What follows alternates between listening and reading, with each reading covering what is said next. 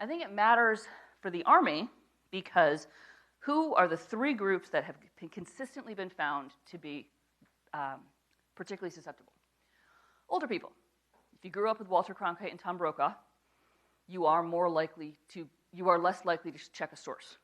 Gen Z is highly likely to source check. Hyperpartisans on both sides, that makes sense. Also been shown in, again, in Brazil. Again, who's most likely to fall victim to confirmation bias? People who are probably at the ends anyway, right? So that's probably not a concern for the military. But this finding about conservatives has been replicated enough that I wanted to mention it. I don't think it's actually partisanship that's being reflected here. I think it's underlying psychological correlates. So remember those personality tests you had to take in SL? When they told you, where you score on openness and things like that? The military, in the aggregate, scores very high on traditionalism, very high on authoritarianism, very low on openness. That makes sense. You spent your lives taking orders, okay? Traditionalism and authoritarianism correlate very highly with conservative partisanship bias. Openness and need for cognition correlate very highly with being liberal.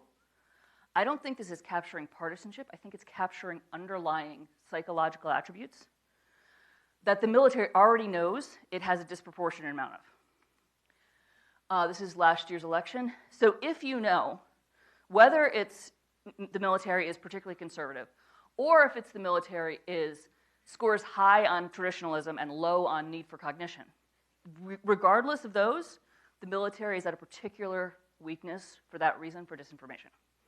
And we're seeing this, particularly, again, Facebook groups, specifically the ones targeting enlisted personnel, because then you also add in usually the educational difference. So even if we don't want to talk about information as a national security concern, I think the military, the Army, needs to be thinking about this because your ranks, for whatever reason, are more susceptible to it than the population at large.